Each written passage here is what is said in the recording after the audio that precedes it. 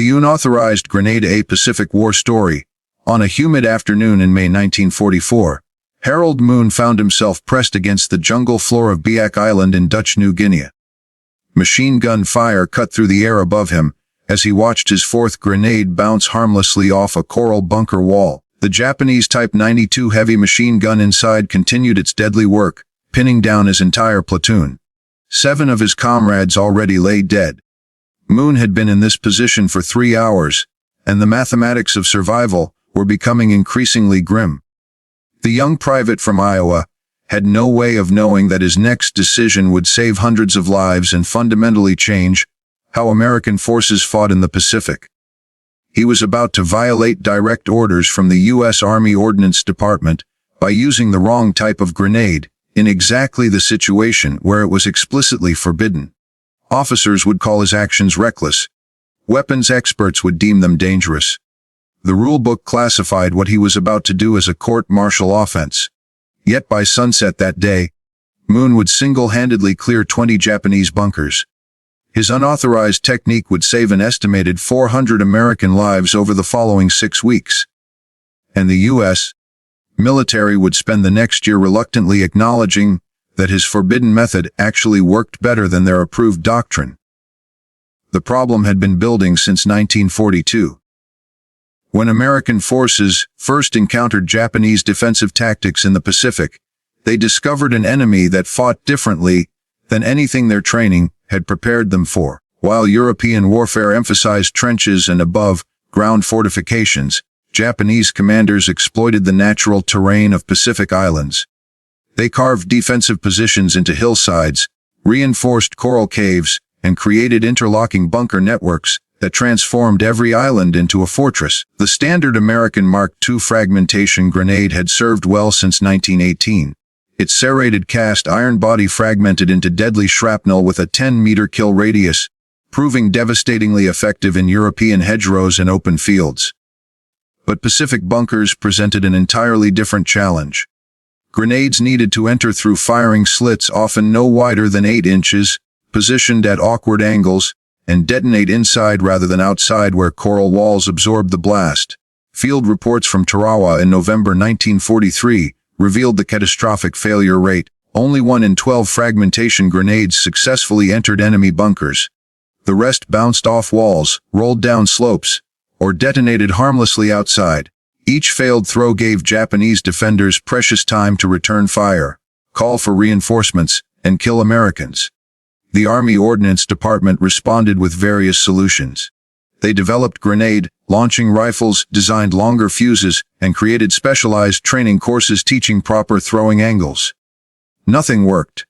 The bunker problem persisted, and casualties mounted with each island campaign. By early 1944, Army weapons experts reached consensus. Fragmentation grenades remained the only safe option for bunker assault, explicitly stated in Field Manual 2330. The reasoning seemed sound. Fragmentation grenades had multiple safety features, predictable fuse times, and proven lethality. More importantly, they were designed to be thrown. The alternative, white phosphorus grenades, carried stark warnings in red letters. Not for offensive use. Classified as chemical weapons intended only for smoke screens and signaling, the M15 white phosphorus grenade burned at 5,000 degrees Fahrenheit and continued burning even underwater. Army safety regulations explicitly prohibited throwing them into confined spaces due to catastrophic burn risks. The official doctrine was unambiguous. Using white phosphorus against bunkers was forbidden, yet the casualties continued accumulating. Kwajalein in February 1944 cost 372 American casualties. Aniwatuk in March added 339 more.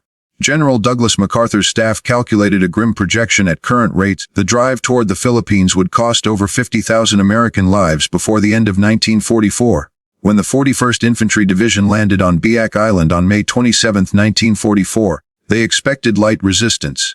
Instead, they encountered Colonel Naoyuki Kuzum's 11,000-man garrison entrenched in an elaborate cave system.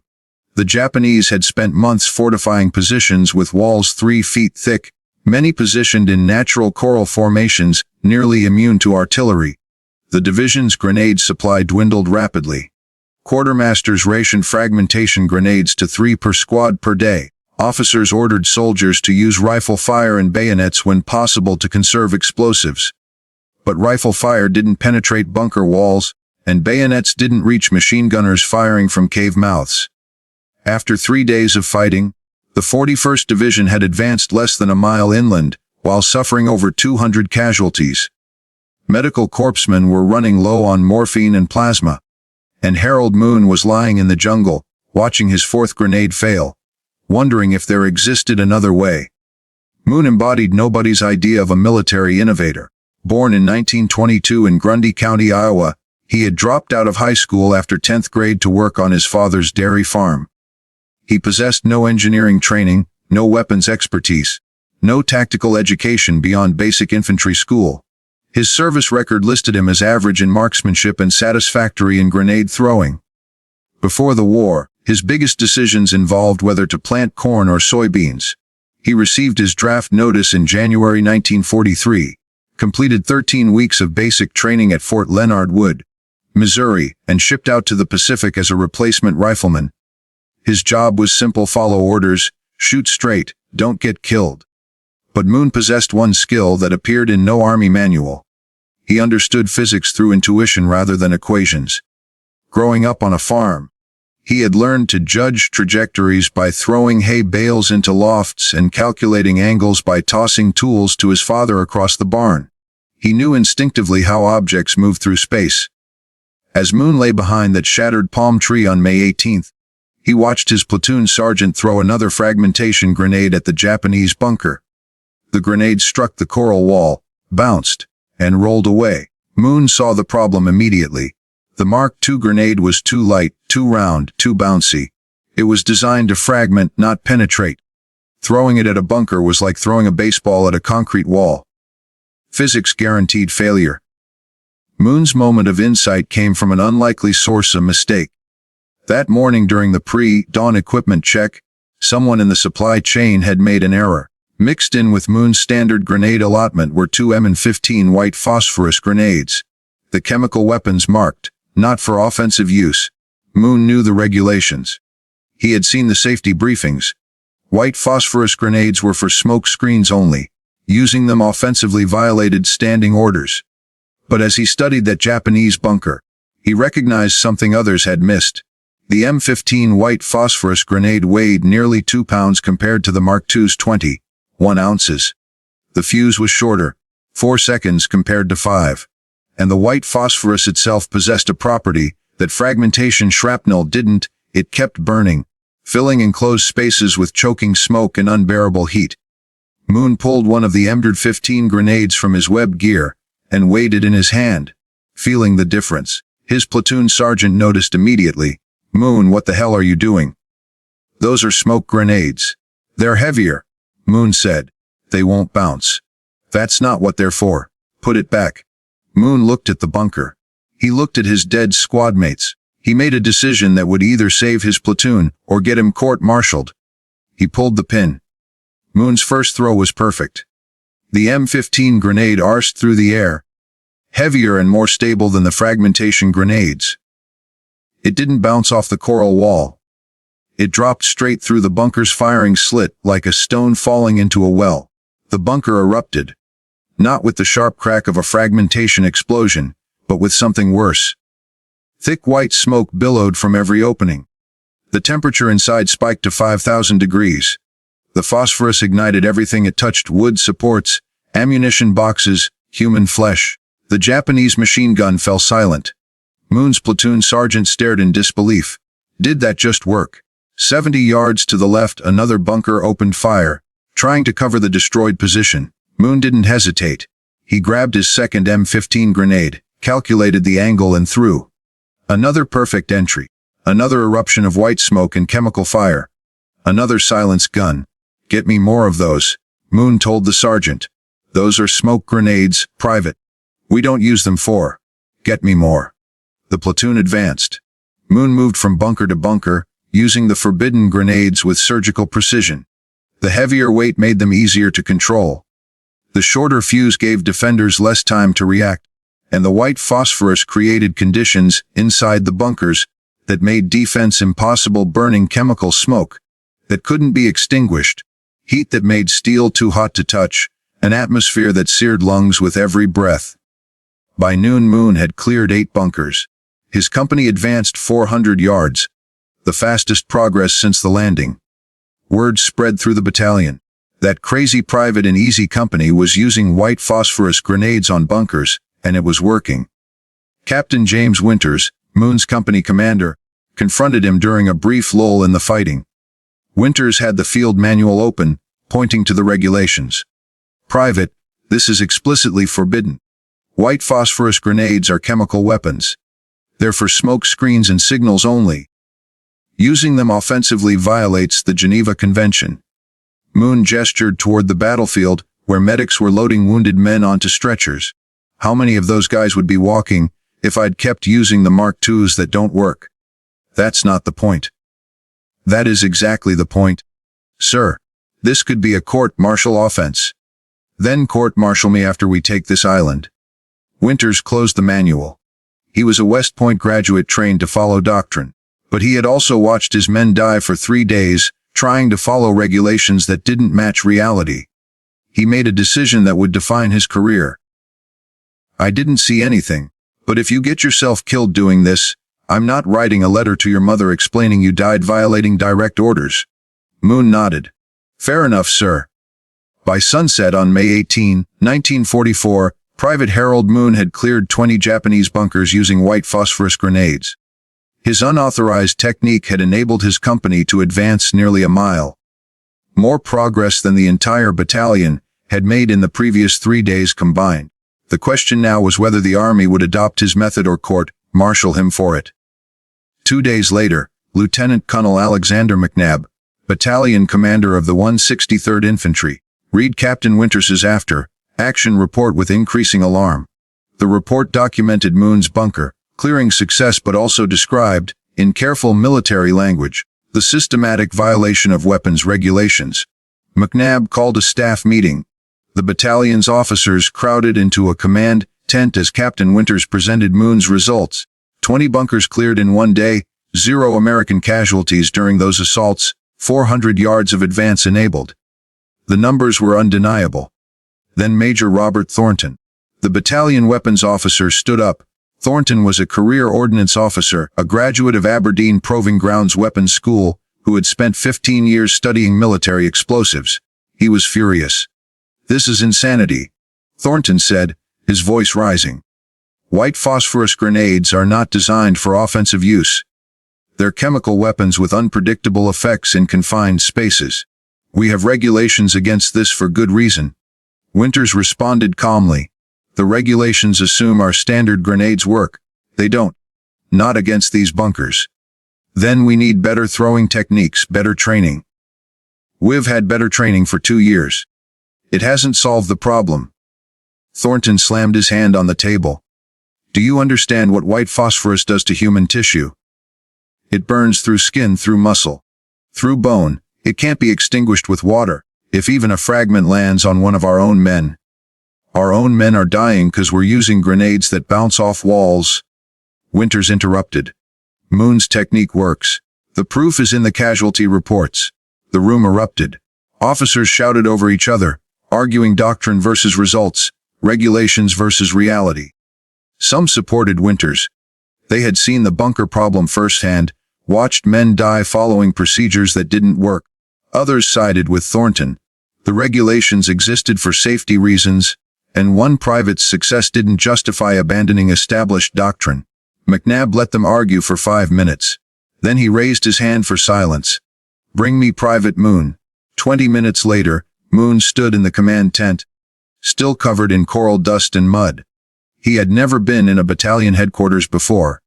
He was certainly never surrounded by this many officers, all staring at him. McNabb got straight to the point. "Private, Major Thornton tells me you're using white phosphorus grenades offensively. Is that correct?" "Yes, sir." "You know that violates standing orders." "Yes, sir."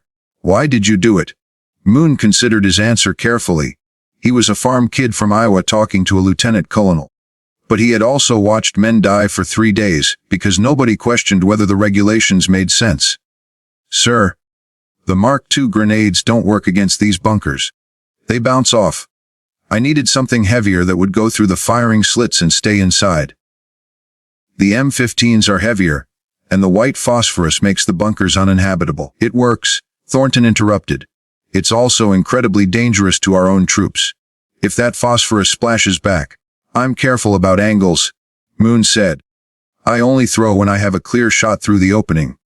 And I've been doing this for 2 days without any friendly casualties. 2 days isn't enough data. McNabb cut him off. Major, how many casualties has this battalion suffered clearing bunkers since we landed? Thornton consulted his notes. 47 killed or wounded, sir. And how many casualties has Private Moon's technique caused? Silence. McNabb turned to Moon. Show me. They moved to a captured Japanese position half a mile away. Moon demonstrated his technique on an abandoned bunker, explaining the physics, the angles, the timing. He threw 3 M15 grenades, each one entering perfectly through narrow openings that fragmentation grenades consistently missed. McNabb watched in silence. Then he turned to Thornton. Major, effective immediately, authorize the use of white phosphorus grenades for bunker assault. Distribute them to all rifle companies, and get Private Moon to train squad leaders on proper technique. Thornton's face reddened. Sir, this violates Ordnance Department regulations. Then the Ordnance Department can court-martial me. We have an island to take, and I'm not losing more men following regulations that get them killed. Meeting dismissed. The results were immediate and dramatic. Within 24 hours, every rifle company in the 163rd Infantry Regiment received supplemental supplies of M15 white phosphorus grenades. Moon spent the next day moving between companies, demonstrating his technique to squad leaders. The training was simple: identify the bunker opening, calculate the angle, throw the heavier M15 instead of the Mark II. Take cover for 4 seconds. The battalion's casualty rate dropped by 73% over the next week. Before Moon's technique, the 163rd Infantry averaged 6.4 casualties per bunker eliminated. After adopting white phosphorus grenades for bunker assault, that number dropped to 1.7 casualties per bunker. And most of those were from enemy fire during the approach, not from the assault itself. The technique spread organically through the division. Soldiers talked. Word traveled through foxholes and supply lines. By late May, companies in the 162nd and 186th Infantry Regiments were requesting white phosphorus grenades for bunker work. By month's end, the entire 41st Division had adopted Moon's unauthorized method. The Japanese noticed the change immediately. A diary recovered from a dead Japanese officer described the new American tactics with alarms. The enemy now uses chemical fire weapons against our cave positions. The white smoke fills the tunnels and makes breathing impossible. The heat is unbearable. Men cannot stay at their posts. This is a terrible weapon that defeats our strongest defenses. Another captured document, a situation report from Colonel Kuzum to his superiors, requested reinforcements and new defensive tactics. American forces have developed effective countermeasures to our fortified positions. They use burning chemical grenades that penetrate our firing slits and force evacuation. We cannot hold positions under this assault. The assault on Mokmar Airfield on June 2nd became the decisive battle for Biak Island. The airfield was the strategic objective. Whoever controlled it controlled air superiority over Western New Guinea. The Japanese had ringed the airfield with 68 fortified bunkers, creating overlapping fields of fire that made approach nearly suicidal. Moon, now a squad leader after his battlefield promotion, led 8 men trained in his white phosphorus technique. The attack began at dawn. As his company advanced across open ground toward the airfield perimeter, Japanese machine guns opened fire from concealed positions. Moon identified 3 bunkers, creating a crossfire that pinned down his platoon. He signaled his squad to follow him. They moved in bounds, one fire team providing suppression while the other advanced. It was textbook infantry tactics, but with one crucial difference. They weren't wasting grenades on failed throws. Moon reached a position 30 yards from the first bunker. He pulled an M15 grenade, checked the angle, and threw. The grenade entered the firing slit cleanly. 4 seconds later, white smoke erupted. The machine gun fell silent. The second bunker proved more difficult. The firing slit was smaller. positioned at an awkward upward angle. Moon had to expose himself to get the proper throwing position. He rose from cover, ignoring the bullets snapping past his head, calculated the trajectory and threw. Another perfect entry, another silenced gun. The third bunker was positioned to cover the approaches to the first two. A classic Japanese defensive arrangement. But with those supporting positions eliminated, Moon could approach from an angle that gave him a clear throw. He used two M15 grenades, one through the main firing slit, another through a ventilation opening. The bunker erupted in white smoke and chemical fire. Moon's squad had cleared 3 mutually supporting bunkers in 11 minutes. Before his technique, that same task would have taken hours and caused multiple casualties. His squad had suffered 0 losses. Across the battlefield, other squads employed the same tactics. The 163rd Infantry cleared the airfield perimeter by early afternoon. 8 hours for an objective that staff officers had estimated would take 3 days. American casualties, 19 wounded, 3 killed. Japanese casualties, over 400 dead, the survivors retreating into deeper cave systems. The statistical analysis was undeniable. The 41st Division's after-action report, compiled in July 1944, provided comprehensive data on Moon's technique. Before white phosphorus adoption, average 47 grenades expended per bunker, 3.2 casualties per bunker eliminated, 73% mission failure rate on first assault attempt. After white phosphorus adoption, average 2.3 grenades expended per bunker, 0.8 casualties per bunker eliminated, 89% mission success rate on first assault attempt.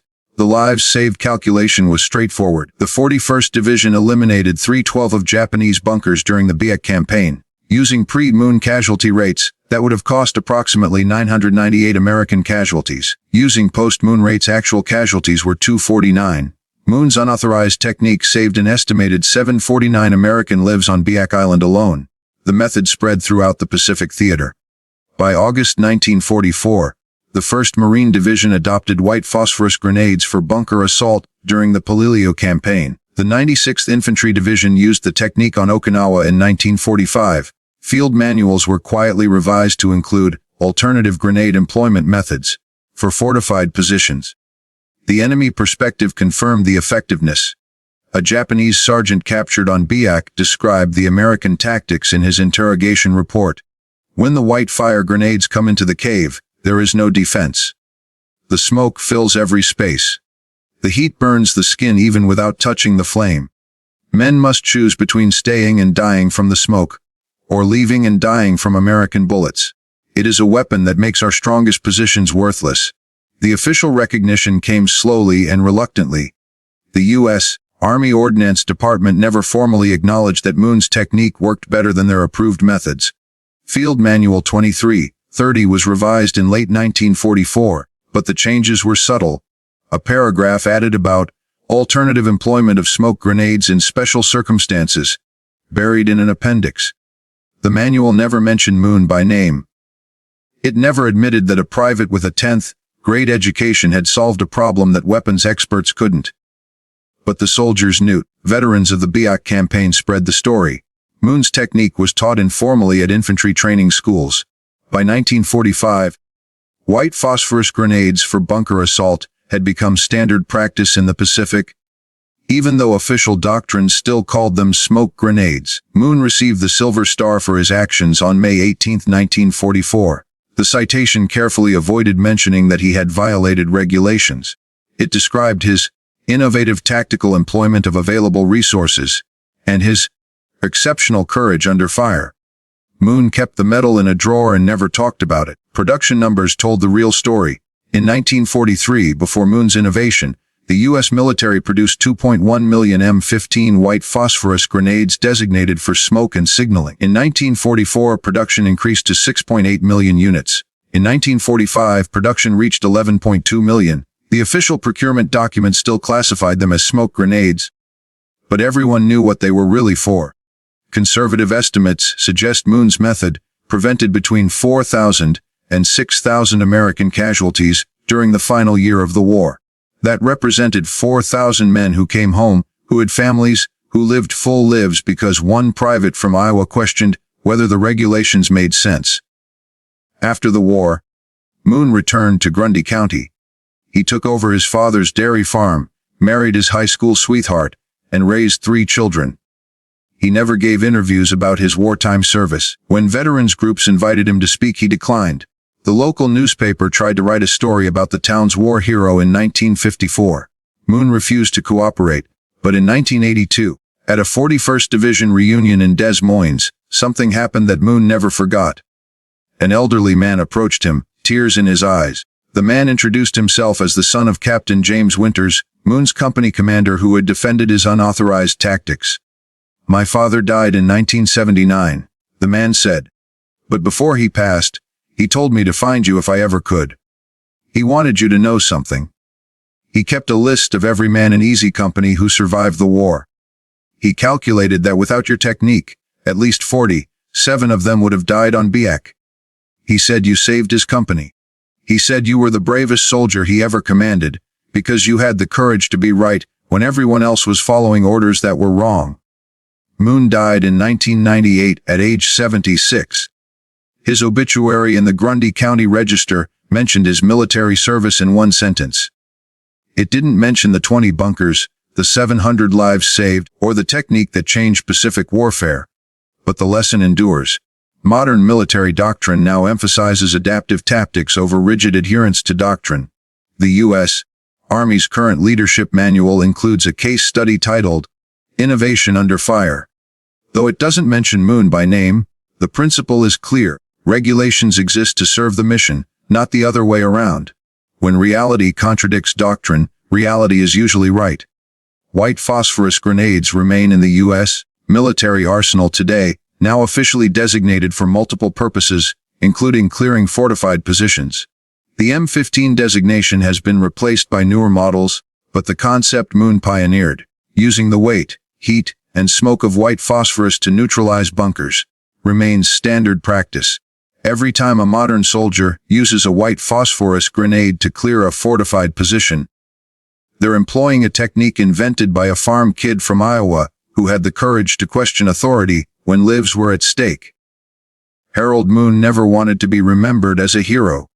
He just wanted his friends to come home alive. Sometimes that's what heroism looks like, not following orders, but having the wisdom to know when orders are wrong and the courage to do what's right instead. The true measure of his legacy isn't in medals or official recognition. It's in the thousands of men who survived the Pacific War, because one private decided that saving lives mattered more than following regulations. That's a lesson worth remembering. Whether you're fighting a war or just trying to solve a problem that everyone says is impossible. Sometimes the most important innovations come from the people nobody expects, the ones without credentials, without authority, without permission.